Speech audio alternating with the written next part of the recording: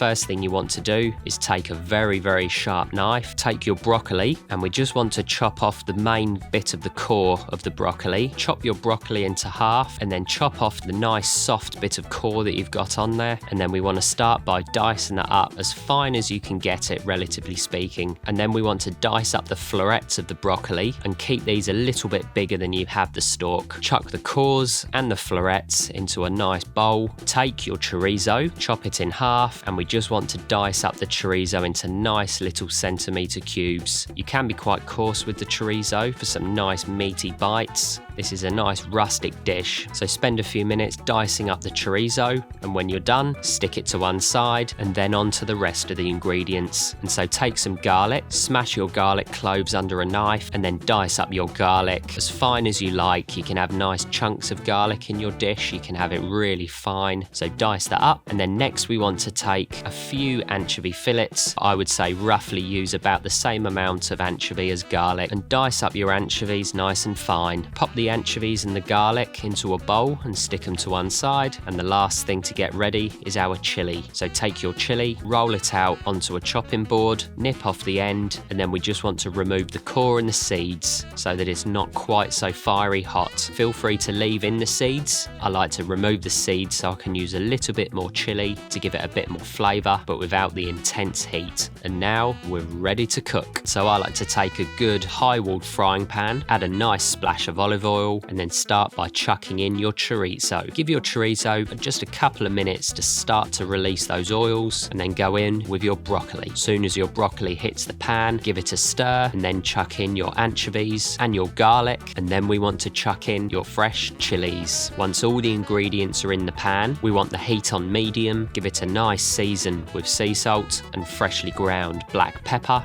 and stir your ingredients through and fry them off to the point that your chorizo is nicely coloured and has released a load of those beautiful oils. And we want the broccoli to be nicely al dente. This will take about 8 to 12 minutes. And at this point, as soon as we're ready, we just want to transfer the pan onto a very low heat while we cook our pasta. Keep stirring, and we want to take a nice saucepan, fill that up with boiling water, and once it's on a boil, chuck in your fusilli pasta. Also go in with a nice generous amount of sea salt. The trick with any pasta is to make sure that the water is as salty as the sea. As soon as your pasta is ready, we want to turn off the heat, and then to the saucepan of the broccoli and chorizo, we want to zest in 1 lemon. Chuck in a few handfuls of your grated Parmesan cheese, along with a ladle or 2 of the pasta water, which is full of starch and helps the dish come together beautifully. And chuck in your fusilli pasta. Give this a really good stir through until it's nicely mixed in the pan. Give it a taste and add any more seasoning that you need, and then